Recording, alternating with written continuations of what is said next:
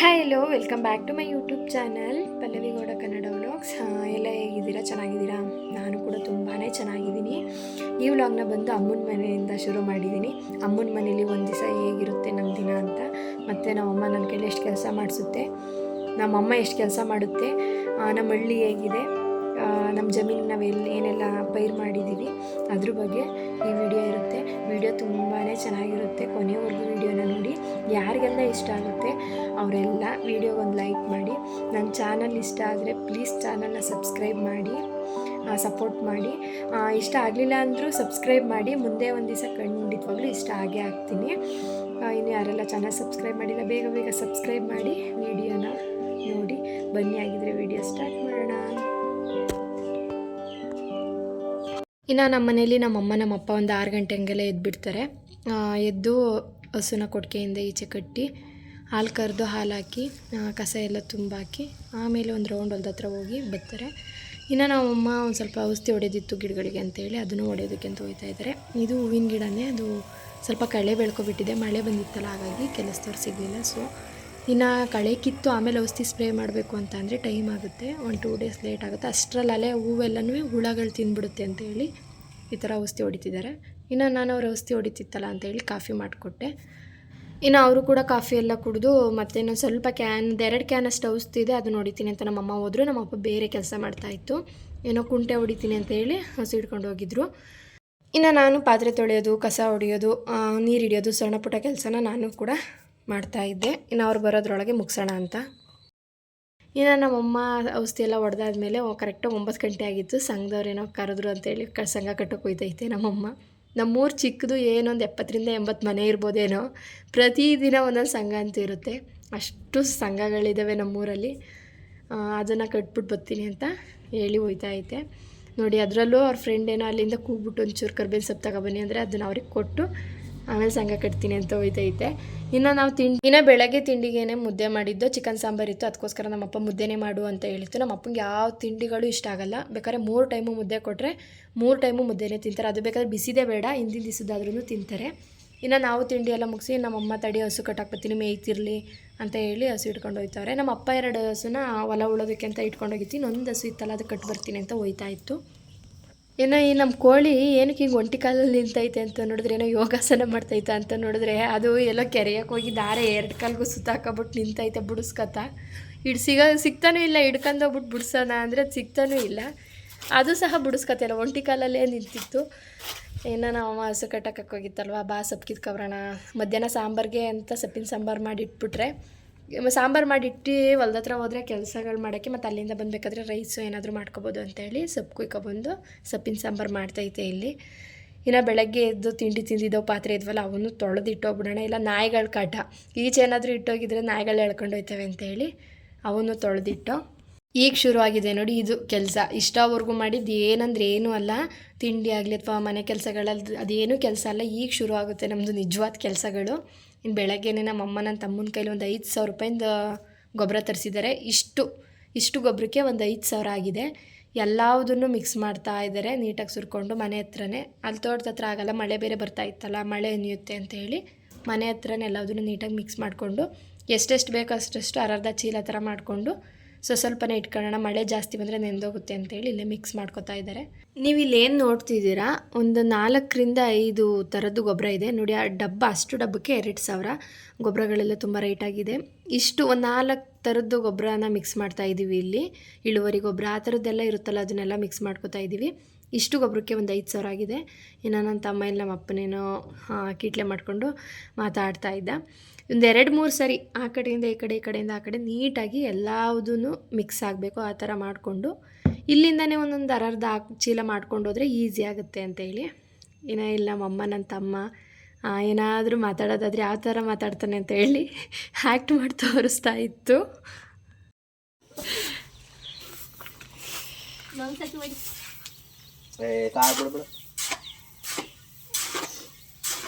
ಹೆಂಗೆ ಆಚೆಗೆ ಹರ್ಸಕ್ಕೆ ಹೋಗ್ಬೇಡಿ, ತಳಾರ್ದಲ್ಲಿ ಬೇಕೆಂದು ಬಂದು ನಾನು ಇವು ಹಾಕ್ತೀನಿ ಟೊಮೆಟೊ ಗಿಡ. ಎಲ್ಲದನ್ನು ಚೆನ್ನಾಗಿ ಈ ಥರ ಮಿಕ್ಸ್ ಮಾಡ್ಕೊಂಡ್ಮೇಲೆ ಅರ್ಧ ಚೀಲ ಅಂದರೆ ಒಂದೊಂದು ಚೀಲ ಹೊರೋಕ್ಕಾಗಲ್ಲ, ಸ್ವಲ್ಪ ಇಲ್ಲೇ ಹತ್ತತ್ರ ಆಗಿರೋದ್ರಿಂದ ಒತ್ತೊತ್ತಿಡ್ತಾರೆ, ಇಲ್ಲಾಂದರೆ ಗಾಡೀಲಿ ತೊಗೊಂಡೋಗ್ತಾರೆ. ಅದಕ್ಕೆ ಒಂದೊಂದು ಅರ್ಧ ಚೀಲ ಆಗೋಷ್ಟು ಮಾತ್ರ ಹೊರ್ತಾ ಇತ್ತು ನಮ್ಮಪ್ಪ.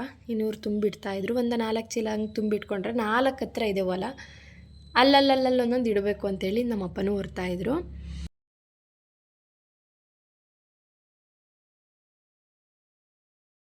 ಇನ್ನು ನಾನು ಮತ್ತು ನಮ್ಮಮ್ಮ ಹೊರಟ್ವಿ. ನಾವು ಮೆಣಸಿನ ಗಿಡಕ್ಕೆ ಹಾಕ್ತಿರ್ತೀವಿ, ನೀವು ಹೂವಿನ ಗಿಡಕ್ಕೆ ಹಾಕ್ತಾಯಿರಿ ಅಂತೇಳಿ ಅವರಿಬ್ಬರನ್ನ ನನ್ನ ತಮ್ಮ ಮತ್ತು ಅಣ್ಣನ ಕಳಿಸಿ ನಾನು ಮತ್ತು ಅಮ್ಮ ಮೆಣಸಿನ ಗಿಡಕ್ಕೆ ಹಾಕೋಣ ಅಂತ ಹೋಗ್ತಾಯಿದ್ದೀವಿ. ನಮ್ಮ ಅಪ್ಪ ಬಂದು ಮಣ್ಣು ಹಾಕ್ತಾಯಿತ್ತು ಹೂವಿನ ಗಿಡಕ್ಕೆ, ಸೈಡ್ ಕಟ್ತಾಯಿದ್ರು. ಮಳೆ ಆದರೆ, ಜಾಸ್ತಿ ಮಳೆ ಆದರೆ ಸೈಡ್ ಕಟ್ಟೋದಕ್ಕೆ ಕಷ್ಟ ಆಗುತ್ತೆ, ಮಣ್ಣೆಲ್ಲ ಹಿಡ್ದಂಗೆ ಆಗುತ್ತೆ ಮತ್ತು ಅಂಟಾಗುತ್ತೆ ಅಂತ ಹೇಳ್ಬಿಟ್ಟು ಅವ್ರು ನೀವು ಗೊಬ್ಬರ ಹಾಕೊಳ್ಳಿ, ನಾನು ಸೈಡ್ ಕಟ್ತೀನಿ ಅಂತ ಕಟ್ತಿದ್ರು. ಇದು ಬಂದು ಮೆಣಸಿನ ಗಿಡ. ಒಂದು 20 ದಿನ ಆಗಿದೆ ಹಾಕಿ. ಸ್ವಲ್ಪ ಕಳೆ ಬೆಳ್ಕೊಬಿಟ್ಟಿದೆ. ಏನಕ್ಕೆ ಅಂದರೆ ಸೋನೆ ಥರ ಮಳೆ ಆಗಿರೋದ್ರಿಂದ ಈ ಥರ ಆಗಿದೆ. ಮಧ್ಯೆ ಎಲ್ಲ ಬಂದಿರೋದನ್ನ ನಮ್ಮಪ್ಪ ಕುಂಟೆ ದನಗಳಲ್ಲಿ ಎತ್ತುಗಳಲ್ಲಿ ಹೊಡೆಯುತ್ತೆ. ಇನ್ನು ಗುಣಿಲೇನಿರುತ್ತೆ ಅದನ್ನು ಕೀಳ್ತಾರೆ. ಅದಕ್ಕೆ ಇವಾಗ ಗೊಬ್ಬರ ಹಾಕಿದ್ರೆ ಈ ಮಳೆಗೆ ಚೆನ್ನಾಗಿ ಗೊಬ್ಬರ ಎಲ್ಲ ಕರಗಿರುತ್ತೆ. 1-2 ಡೇಸ್ ಬಿಟ್ಟ ಮೇಲೆ ಕಳೆ ಕಿತ್ಕೊಂಡ್ರೆ ಆಗುತ್ತೆ ಅಂತ ಹೇಳಿ ಹಾಕ್ತಾಯಿದ್ವಿ. ಈಗ ಹಾಕ್ತಿದ್ದೀವಲ್ಲ ಇದು ಈಸಿ. ಸುಮ್ಮನೆ ಹಿಂಗೆ ಸ್ವಲ್ಪ ಒಂದು 4 ಕಾಳು ಗುಣಿಗೆ ಬೀಳೋ ಥರ ಹಿಂಗೆ ಎರ್ಚ್ಕೊಂಡು ಹೋಗ್ತೀವಿ. ಏನಕ್ಕೆ ಅಂದರೆ ಗಿಡ ದಪ್ಪ ಆಗಿಲ್ಲ, ಸಣ್ಣ ಗಿಡ ಆಗಿರೋದ್ರಿಂದ ಏನು ಎಲೆ ಮೇಲೆಲ್ಲ ಕೂರೋದಿಲ್ಲ ಆ ಥರ. ಅದಕ್ಕೋಸ್ಕರ ಇದು ಈಸಿ, ಬೇಗನೆ ಹಾಕಿ ಮುಗಿಸ್ಬಿಡ್ತೀವಿ. ಆದರೆ ದೊಡ್ಡ ಗಿಡಗಳಾದಾಗ ಸ್ವಲ್ಪ ಗುಣಿಗೆ ಬಗ್ಗಿ ಇಟ್ಕೊಂಡು ಹೋಗ್ಬೇಕಲ್ಲ, ಅದೇ ಸ್ವಲ್ಪ ಕಷ್ಟ ಆಗುತ್ತೆ ಗೊಬ್ಬರ ಹಾಕೋದಕ್ಕೆ. ಇನ್ನು ನೋಡಿ ನಮ್ಮಮ್ಮ ಫಾಸ್ಟಾಗಿ ಹಾಕೊಂಡು ಹೋಗ್ತಾ ಇರುತ್ತೆ. ನನಗಿಂತ ಫಾಸ್ಟಾಗಿ ಓಡ್ತಾನೆ ಇರುತ್ತೆ. ಅದೇನೋ ಗೊತ್ತಿಲ್ಲ, ಅದೇನು ಎನರ್ಜಿ ಇರುತ್ತೋ ಅಷ್ಟೆಲ್ಲ ಕೆಲಸ ಮಾಡಿ.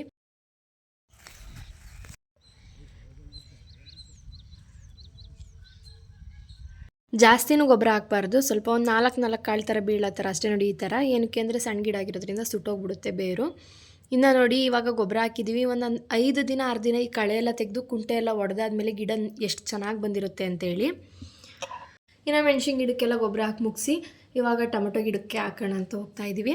ಅದು ಒಂದು ತಿಂಗಳು ಗಿಡ ಆಗಿರೋದ್ರಿಂದ ಸ್ವಲ್ಪ ಅದು ಕಷ್ಟ ಆಗುತ್ತೆ, ಗುಣಿಗೆ ಇಟ್ಕೊಂಡು ಹೋಗಬೇಕು. ಅದಕ್ಕೇನು ಅಮ್ಮ ನಾನು ಇಬ್ಬರು ಅಲ್ಲಿ ಮುಗೀತಲ್ವ, ಇದೊಂದು ಹಾಕೊಂಡು ಹೋಗ್ಬಿಡೋಣ ಅಂತ ಹಾಕ್ತಾಯಿದ್ದೀವಿ. ನೋಡಿ ಇದೆ ಟೊಮೆಟೊ ಗಿಡ, ಒಂದು ತಿಂಗಳು ಗಿಡ ಇದು. ಚೆನ್ನಾಗಿ ಬಂದಿದೆ. ಆದರೆ ಕಳೆ ಅದೂ ಅಷ್ಟೇ ಕುಂಟೆ ಹೊಡೆದು ಆಮೇಲೆ ಕಳೆ ಮಧ್ಯದೆಲ್ಲ ತೆಗಿಬೇಕು. ಇವಾಗ ನಮ್ಮ ಕಡೆ ಆಳುಗಳು ಸಿಗ್ತಾಯಿಲ್ಲ, ಹಾಗಾಗಿ ನಾವಿನ್ನೇನು ಅರ್ಧ ಹಾಕಿದ್ದೀನಿ, ಅಲ್ಲೇ ಮಳೆ ಸ್ಟಾರ್ಟ್ ಆಯಿತು. ಇನ್ನೊಂದು 10 ನಿಮಿಷ ಇದ್ದಿದ್ರೆ ಎಲ್ಲ ಗೊಬ್ಬರ ಹಾಕಿ ಹಾಕ್ಬಿಡೋದು. ಆದರೆ ಮಾಡೋದು, ಮಳೆ ಬರ್ತೈತೆ, ಅದಕ್ಕೆ ಮರದಡ್ಡಿ ನಿಂತಿದ್ದೀನಿ. ಇನ್ನು ಅವ್ರು ನೋಡಿ ಅಲ್ಲಿಬ್ಬರು ಹೂವಿನ ಗಿಡಕ್ಕೆ ಹಾಕ್ತವ್ರೆ. ಮಳೆ ಬಂದ ತಕ್ಷಣ ಅಲ್ಲೇ ಕೂತ್ಕೊಂಡ್ರು. ಇನ್ನು ನೋಡಿ ಈ ಥರ ಗುಣಿಗೆ ಹಾಕೊಂಡು ಹೋಗಬೇಕು. ಏನಕ್ಕೆ ಅಂತಂದರೆ ಇದನ್ನ ಈ ಥರ ಹಂಗೆ ಎರ್ಚ್ಕೊಂಡು ಹೋಗೋದಾದರೆ ಆಗ್ಬೋದಿತ್ತು, ಆದರೆ ಎಲೆ ಮೇಲೆ ಕೂರುತ್ತೆ. 1 ತಿಂಗಳು ಗಿಡ ಆಗಿರೋದ್ರಿಂದ ಸ್ವಲ್ಪ ಹೊಡ್ತಾ ಬಂದಿರುತ್ತೆ, ಚೆನ್ನಾಗಿ ಗೆಡ್ಡೆ ಎಲ್ಲ ಬಿಟ್ಟಿರುತ್ತೆ, ಎಲೆ ದೊಡ್ಡದಾಗಿರುತ್ತೆ. ಎಲೆ ಮೇಲೆ ಕೂತ್ರೆ ಸುಟ್ಟೋಗುತ್ತೆ. ಅದಕ್ಕೋಸ್ಕರ ಗುಣಿಗೆ ಹಾಕೊಂಡು ಹೋಗ್ತಾಯಿದ್ದೀವಿ.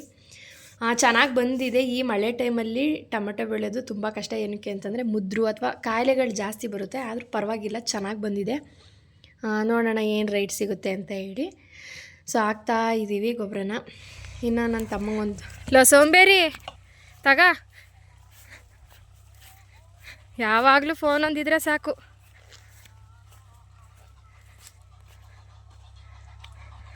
ಇವನಿಗೊಂದು ಬಕೆಟ್ ಸಾಲ ಕೊಟ್ಟಿದ್ದೀನಿ ಗೊಬ್ಬರನ. ಅಬ್ಬಣ್ಣ, ನಾವು 1 ಎಕರೆಗೆಲ್ಲ ಹಾಕೊಬಂದ್ರು ನೀವು ಇನ್ನೂ ಒಂದು 20 ಕುಂಟಿಗೆ ಹಾಕಿಲ್ವಲ್ಲ ಇಬ್ಬರು ಸೇರಿ? ಹಾಂ, ಏನ ಯಾರು ಈಗೇನು ಇದು ಕಷ್ಟನಾ ಬಕ್ಕಂ ಗುಣಿಗಿಡೋದು? ಹಾಂ,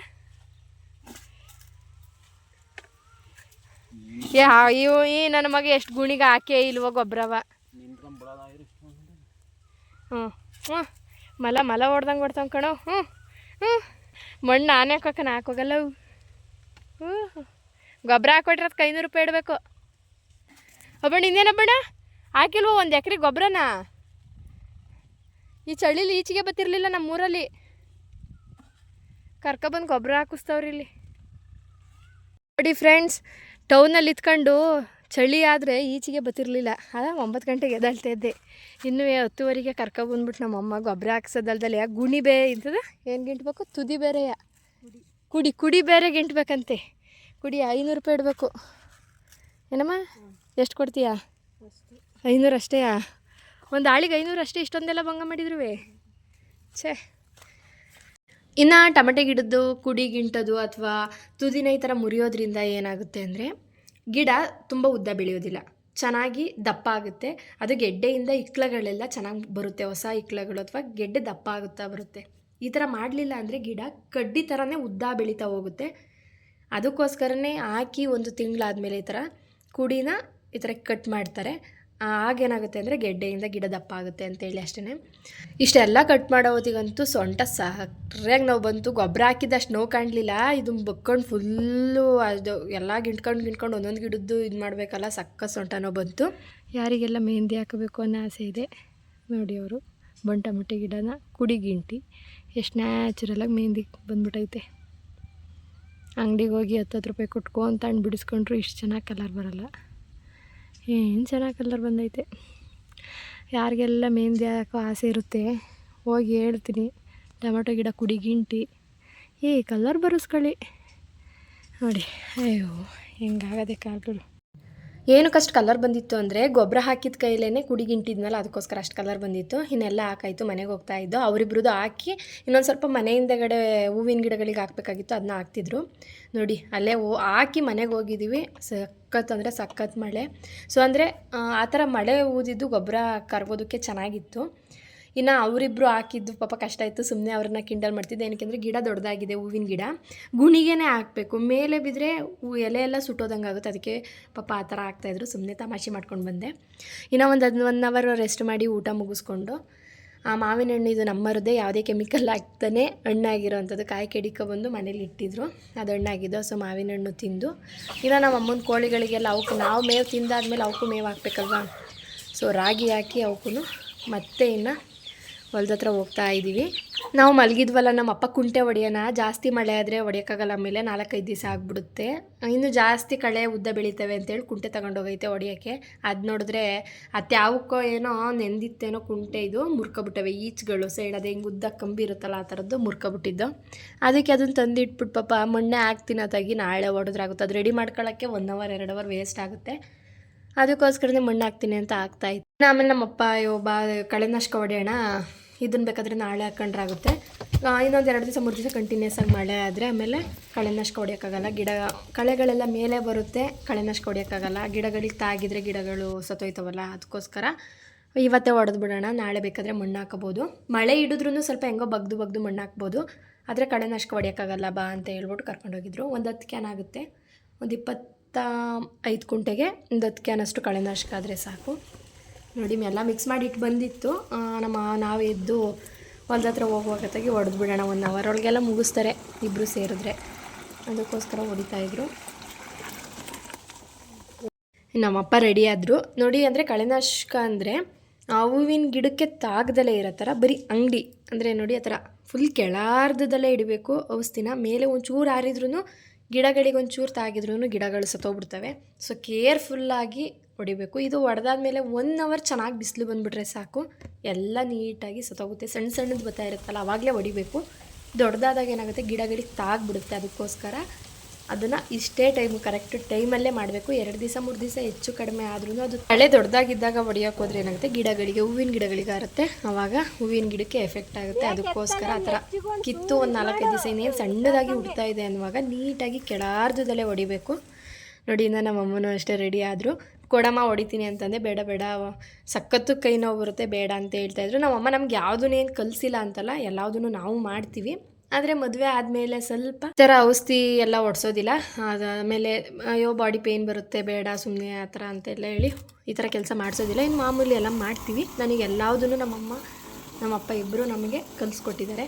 ನಾವು 3 ಜನ ಮಕ್ಕಳು. ಅಕ್ಕನ್ನ ಕೊಟ್ಟಿರೋದು ಒಬ್ಬ ರೈತರಿಗೇ, ನಾನು ಮದುವೆ ಆಗಿರೋದು ಕೂಡ ಒಬ್ಬರು ರೈತರಿಗೇ. ನಾವು ಅಪ್ಪನೂ ರೈತ, ಈಗ ನನ್ನ ತಮ್ಮನೂ ಕೂಡ ರೈತನೇ. ಅಂದರೆ ಅವನು ಯಾವುದೇ ಗೌರ್ಮೆಂಟ್ ಕೆಲಸ ಏನಿಲ್ಲ. ಇನ್ನು ನಮ್ಮಮ್ಮ ಒಬ್ಬರೇ ಅಲ್ಲ ಔಷಧಿ ಹೊಡೆಯೋದು, ನಮ್ಮೂರ ಕಡೆ ಹೆಣ್ಮಕ್ಳು ಕೂಡ ಔಷಧಿಗಳನ್ನ ಹೊಡಿತಾರೆ. ನಮ್ಮಮ್ಮ ಒಬ್ಬರೇ ಅಂತ ಅಲ್ಲ, ಕೆಲವ್ರು ಜನ ಹೆಣ್ಮಕ್ಳು ಕೂಡ ಯಾವುದೇ ಗಂಡು ಮಕ್ಕಳಿಗೆ ಡಿಪೆಂಡ್ ಆಗ್ದೇ ಔಷಧಿಗಳನ್ನ ಹೆಣ್ಮಕ್ಳು ಸಹ ಹೊಡಿತಾರೆ. ಈಗೇನು ಹೂವಿನ ಗಿಡ ನೋಡ್ತಿದ್ದೀರಲ್ವ, ಇದ್ರ ಬಗ್ಗೆ ಹೇಳ್ಬೇಕಾದ್ರೆ ಸಖತ್ ಬೇಜಾರಾಯಿತು. ಎಂಥವ್ರಿಗೂ ಬೇಜಾರಾಗುತ್ತೆ. ಯಾರೆಲ್ಲ ರೈತರ ಕುಟುಂಬದಲ್ಲಿ ಹುಟ್ಟಿ ರೈತರ ಕಷ್ಟನ ನೋಡಿ ಒಂದು ಬೆಳೆ ಕೈ ಕೊಟ್ಟರೆ ಎಷ್ಟು ನಷ್ಟ ಅನುಭವಿಸ್ತಾನೆ ರೈತ, ಅದು ಗೊತ್ತಿರೋರಿಗೆ ಮಾತ್ರ ಇದು ನೋವು ಕಾಣುತ್ತೆ. ಏನಕ್ಕೆ ಅಂತಂದರೆ ಇದು ಒಂದು 3/4 ಎಕರೆಯಲ್ಲಿ ಹೂವಿನ ಗಿಡ ಇದೆ. ಈ ಗಿಡ ನೆಟ್ಟಾಗ್ಲಿಂದ ಇಲ್ಲಿವರೆಗೂ 3 ಲಕ್ಷ ಖರ್ಚು ಮಾಡಿದ್ದಾರೆ ಈ ಗಿಡಕ್ಕೆ. ಆಳುಗಳಾಗಲಿ ಪೇಪರ್ನ ಹಾಯಿಸ್ಬಿಟ್ಟು ಬೆಡ್ ಮಾಡಿ ಹಾಕಿರೋ ಅಂಥದ್ದು ಔಷಧಿ. ಪ್ರತಿಯೊಂದು ಗಿಡಕ್ಕೂ ಡ್ರಿಪ್ಪಲ್ಲೇ ಹೋಗುತ್ತೆ. ನಾವೇನು ಶೀಟ್ ಹಾಸ್ಬಿಟ್ಟು ಹಾಕ್ತೀವೋ ಗಿಡನ ಅದಕ್ಕೆಲ್ಲ ಡ್ರಿಪ್ಪು, ಔಷಧಿನೂ ಡ್ರಿಪ್ಪು, ನೀರು ಡ್ರಿಪ್ಪು ಎಲ್ಲದರಿಂದ. ಮತ್ತು ಹೂವಿನ ಮೇಲೆ ಊಜೆಗಳು ಕೂರಬಾರ್ದು ಅಂತೇಳಿ ಊಜೆ ಪ್ಯಾಕೆಟ್ ಸಹ ಹಾಕ್ತಾರೆ. ಗಿಡ ಮಾತ್ರ ಚೆನ್ನಾಗಿ ಬಂತು, ಅಂದರೆ ಒಂದು ಲೈನಿಂದ ಒಂದು ಲೈನಿಗೆ ದಾಟಕ್ಕಾಯ್ತಿರ್ಲಿಲ್ಲ, ಅಷ್ಟು ಹೊಡ್ತಾ ಬಂತು. ಮೊಗ್ಗಷ್ಟು ಚೆನ್ನಾಗಿ ಬಂದು ಎಲ್ಲ ಚೆನ್ನಾಗಿತ್ತು. ರೈಟು ಚೆನ್ನಾಗಿತ್ತು ಬಿಡಿ, ಅಯ್ಯೋ ಇಷ್ಟು ಚೆನ್ನಾಗಿ ಬಂದಿತ್ತು ರೈಟ್ ಇಲ್ಲ ಆ ಥರ ಏನಿಲ್ಲ, ರೈಟು ಸಖತ್ತಾಗಿತ್ತು. ಏನು ನೋಡ್ತಿದ್ರೆ ಇಷ್ಟಕ್ಕೆ ಇವತ್ತಿನ ರೈಟಲ್ಲಿ ಒಂದು 15-20 ಲಕ್ಷ ದುಡ್ಡು ಆಯ್ತಿತ್ತು. ಅಂದರೆ ಏನು ಆಯಿತು ಅನ್ನೋದು ಗೊತ್ತಿಲ್ಲ. ಗಿಡ ಹೂವೇ ಅರಳ್ತಾ ಇಲ್ಲ, ಮೊಗ್ಗೆಲ್ಲ ಗಿಡ ಒಂಥರ ಅರಿಶಿನ ಥರ ಬಿದಿಳ್ತು. ಔಷಧಿ ಜಾಸ್ತಿ ಆಯಿತು ಏನೋ ಗೊತ್ತಿಲ್ಲ ನೋಡಿ, ಈ ಥರ ಹೂವೇ ಅರಳಲ್ಲ. ಈ ಥರ ಹೂವು ಗಿಡಗಳಲ್ಲಿ ಒಂದಿನ ಬಿಟ್ಟು ಒಂದಿನ ಅಥವಾ 2 ದಿನ ಬಿಟ್ಟು ಒಂದು ದಿವಸ ಹೂ ಕುಯ್ತಾರೆ. ಅದು ಎಷ್ಟು, ಒಂದು ಲೈನ್ ದಾಟೋ ಹೊತ್ತಿಗೆ ಹತ್ತತ್ರ 3 ಬ್ಯಾಗು 4 ಬ್ಯಾಗ್ ಮೇಲೆ ಕುಯ್ಬೇಕಿತ್ತು. ಏನಾಯ್ತೋ ಗೊತ್ತಿಲ್ಲ, ಪಾಪ ಲಾಸ್ ಆಗೋದ್ರು. ನಮ್ಮ ರೈತರುಗಳಿಗೆ ಹೆಂಗೆ ಗೊತ್ತಾ, ಬೇಕಾದರೆ ರೈಟ್ ಕಡಿಮೆ ಆಗಿಬಿಡ್ಲಿ, ಅಟ್ಲೀಸ್ಟ್ ಬೆಳೆ ಚೆನ್ನಾಗಿ ಬರಬೇಕು. ಚೆನ್ನಾಗಿ ಬಂದಿದೆ ಏನೂ ಇಲ್ಲ, ಲಾಸ್ಟ್ ಟೈಮಲ್ಲಿ ಈ ಥರ ಕೈ ಕೊಡುತ್ತೆ ಅಂತಂದ್ರೆ ಅದೇನೋ ಗೊತ್ತಿಲ್ಲ. ಭೂಮಿ ತಾಯಿ ನಂಬ್ಕೊಂಡು ಬದುಕೋರು ಅದನ್ನೇನು ಅನುಭವಿಸ್ಬೇಕೋ ಗೊತ್ತಿಲ್ಲ. ಅಂದರೆ ಒಂದು ಬೆಳೆ ಹೋಗುತ್ತೆ ಅಥವಾ ಒಂದು ಬೆಳೆಲಿ ಬರುತ್ತೆ, ಆ ಥರ ಏನಿಲ್ಲ. ಅದು ನಮ್ಮದೊಳಗೆ ಯಾವತ್ತೂ ಕೈ ಕೊಟ್ಟಿಲ್ಲ ಭೂಮಿ ತಾಯಿ. ಆದರೆ ಏನು ಹೇಳೋದು, ಅದು ನೋಡಿದಾಗ ನೋವಾಗುತ್ತೆ. ಯಾಕೆಂದರೆ ಒಂದು ಆಸೆ ಇರುತ್ತಲ್ವ, ಬಿಡಪ್ಪ ಈ ಸರಿನಾದರೂ ಒಂಚೂರು ಚೆನ್ನಾಗಿ ಬಂತು, ಸರಿ ರೈಟು ಇದೆ, ಗಿಡನೂ ಚೆನ್ನಾಗೈತೆ, ಈ ಸತಿ ಹೆಂಗೋ ಬಚಾವಾಯ್ತೀವಿ ಅಂತ ಇದ್ದವರು ಪಾಡು ಪಾಪ ಆ ಥರ ಆಯಿತು. ಇನ್ನು ಹಸುಗಳನ್ನೂ ಸಹ ಟೈಮ್ ಆಯ್ತಲ್ಲ, ಅದಕ್ಕೋಸ್ಕರ ಇಟ್ಕೊಂಡು ಬಂದ್ವಿ. ಹಾಲು ಹಾಕ್ಬೇಕಲ್ವ, ಡೈರಿಗೆ ಟೈಮ್ ಆಗುತ್ತೆ ಅಂತ ಹೇಳಿ. ನೋಡಿ, ಈ ಮಳೆ ಬಂದರೆ ನಮ್ಮ ಮನೇಲಿ ಒಂಚೂರು ಈ ಥರ ಹಸುಗಳು ಕಟ್ಟುತ್ತೆ, ಒಂದು ಸ್ವಲ್ಪ ಗಜಿಬಿಜಿ ಒಂಥರ ಆಗಿಬಿಡುತ್ತೆ. ಅಲ್ಲಿಗೆ ಒಂಚೂರು ಗಾರೆ ಏನಾದರೂ ಹಾಕಿಸ್ಕೋಬೇಕು. ನೋಡೋಣ ನೆಕ್ಸ್ಟ್ ಇಯರ್ ಅಂತ ಹೇಳ್ತಾ ಇತ್ತು ನಮ್ಮಮ್ಮ. ಇನ್ನು ಹಸುಗಳಿಗೆ ಮುಸ್ರೆ 2 ಹಸುಗೆ ಕೊಡೋದಿಲ್ಲ, 1 ಹಸುಗೆ ಮಾತ್ರ ಕೊಡ್ತಾರೆ. ಇನ್ನು ಅಷ್ಟರಲ್ಲಿ ನಮ್ಮ ಅಪ್ಪ ಅದೇ ನಾವು ಹಸು ಇಟ್ಕೊಬರೋದ್ರೊಳಗೆ ಒಂದು ಸ್ವಲ್ಪ ಲೈನ್ ಹಾಕ್ತಿರ್ತೀನಿ, ತಗೊಂಡು ಲೈನ್ ಅಂತೇಳಿ ಮಣ್ಣು ಹಾಕ್ತಿದ್ರು. ಅವರು ಬಂದು ಕೈ ಕಾಲೆಲ್ಲ ತೊಳ್ಕೊಂಡು ಹಾಲು ಕರಿಬೇಕಲ್ವ, ಅದಕ್ಕೆ ರೆಡಿ ಆಗ್ತಾ ಇದ್ದಾರೆ. ಇಲ್ಲಿ ನೋಡಿ ಒಂದು ಜೋಕ್ಸ್ ಬರುತ್ತೆ, ನಮ್ಮಮ್ಮ ನಮ್ಮ ಅಪ್ಪನ ಎಷ್ಟು ಕಿಂಡಲ್ ಮಾಡ್ತಾರೆ.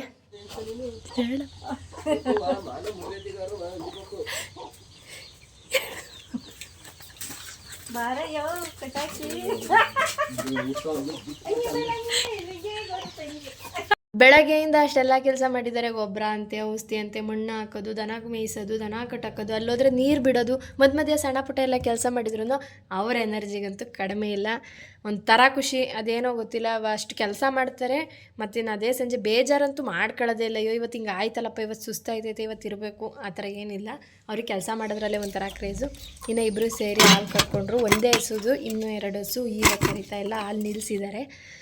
ಇನ್ನು ನಮ್ಮಪ್ಪ ಡೈರಿ ಊರೊಳಗಡೆ ಆಗಿರೋದ್ರಿಂದ ಹಾಲು ಹಾಕ್ಬಿಟ್ಟು ಬರ್ತೀನಿ ಅಂತ ಹೋಗ್ತಾ ಇದ್ದಾರೆ. ಇವರಿಬ್ಬರು ನೋಡೋಕ್ಕೆ ಒಂಥರ ಖುಷಿ. ಇನ್ನು ಒಂದು ಹಳ್ಳಿ ಜೀವನದ ಬಗ್ಗೆ ತೋರಿಸಿದಾಗ ನಾನು ಒಂದು ವೀಡಿಯೋದಲ್ಲಿ ಪ್ರೀವಿಯಸ್ ವ್ಲಾಗಲ್ಲಿ ಹೇಳಿದ್ದೀನಿ, ಅದು ಬಂದು 15,000 ವ್ಯೂಸ್ ತೊಗೊಂಡಿದೆ. ನನಗಂತೂ ತುಂಬಾ ಖುಷಿ ಆಯಿತು. ಏನಕ್ಕೆ ಅಂತಂದರೆ ಹಳ್ಳಿ ಜೀವನನ ಅಷ್ಟು ಜನ ಇಷ್ಟಪಡ್ತಾರೆ, ಅಥವಾ ಅಷ್ಟು ವ್ಯೂಸ್ ಹೋಗಿದೆ. ಸಬ್ಸ್ಕ್ರೈಬ್ ಕೂಡ ಅದರಿಂದನೇ ಜಾಸ್ತಿ ಆಗಿದೆ. ಇವಾಗಲೂ ಅಷ್ಟೇ 200 ಇನ್ನೇನು ಹತ್ರದಲ್ಲಿದ್ದೀನಿ. ಸೊ ಯಾರೆಲ್ಲ ವೀಡಿಯೋ ನೋಡ್ತಾ ಇದ್ದೀರಾ ಪ್ಲೀಸ್ ಸಪೋರ್ಟ್ ಮಾಡಿ ಅಂತ ಹೇಳ್ತೀನಿ. ನಮ್ಮ ಬೆಳಗ್ಗೆ ಎಲ್ಲ ಕೆಲಸ ಮಾಡಿ ಹೊಲದಲ್ಲಿ ಮನೆ ಕಳ್ಳ ಟೈಮಲ್ಲಿ, ಸಂಜೆ ಟೈಮಲ್ಲಿ ತಲೆ ಬಚ್ಕೊತಿರೋದು. ಇನ್ನು ಬೆಳಗ್ಗೆ ಮತ್ತೆ ಬಾಚಕ್ಕಾಗಲ್ಲ ಅಂತಲ್ವೇನಮ್ಮ? ಹಾಂ, ಓಲಿ ಮಾತಾಡು. ನನ್ನ ಮಗಳಿಗೆ ಸಬ್ಸ್ಕ್ರೈಬ್ ಆಗೋರಪ್ಪ ಬೇಗ ಅಂದಮ್ಮ. ನಮ್ಮ ಐತೆ ಚೆನ್ನಾಗಿ. ಆ ನಗು ಯಾವಾಗಲೂ ನಮ್ಮಮ್ಮಂಗೆ ಅದೇ ಥರ ಇರಲಿ, ನಮ್ಮ ಅಪ್ಪ ಅಮ್ಮ 100 ವರ್ಷ ಚೆನ್ನಾಗಿ ಬಾಳಲಿ ಅಂತ ಅಷ್ಟೇ ನನಗೆ ಇರೋದು. ಅವ್ರು ಯಾವಾಗಲೂ ನೆಮ್ಮದಿಯಾಗಿರಬೇಕು ಅನ್ನೋದೇ ನನ್ನ ಆಸೆ. ಇನ್ನು ಈಚೆ ಒಂದು 6:30-7 ಗಂಟೆ ಆ ಟೈಮಲ್ಲಿ ಕಾಫಿ ಕುಡಿದು ಆಮೇಲೆ ನಾವು ಒಳಗಡೆ ಹೋಗೋದು. ಒಂದು 10 ನಿಮಿಷ ಈಚೆ ಕೂತು ಜಗ್ತಿ ಮೇಲೆ, ಅದೇ ಥರ. ಇನ್ನು ನೋಡ್ತಿದ್ರಲ್ಲ ನಮ್ಮ ಪುಟ್ಟು ಹಳ್ಳಿ ಹೇಗೆ ಅನ್ನಿಸ್ತು ಅಂತೇಳಿ ಕಮೆಂಟ್ ಕೂಡ ಮಾಡಿ. ಇನ್ನು ನಮ್ಮ ಇವೆರಡು ಕೋಳಿಗಳೇನು ಗೊತ್ತಾ, ಹೋಗಿ ಬಂದು ನನ್ನ ತಮ್ಮನ ರೂಮಲ್ಲೇ ಕೂರಬೇಕು. ಅವನ್ನ ಹಿಡಿದು ಅವು ಕೌಚ್ ಹಾಕೋದೆ. ಅಲ್ಲ, ಭಾಗ್ಯಲಕ್ಷ್ಮಿ ಕೂತ್ಕೊಬಿಡ್ತು ಕಣಪ್ಪ.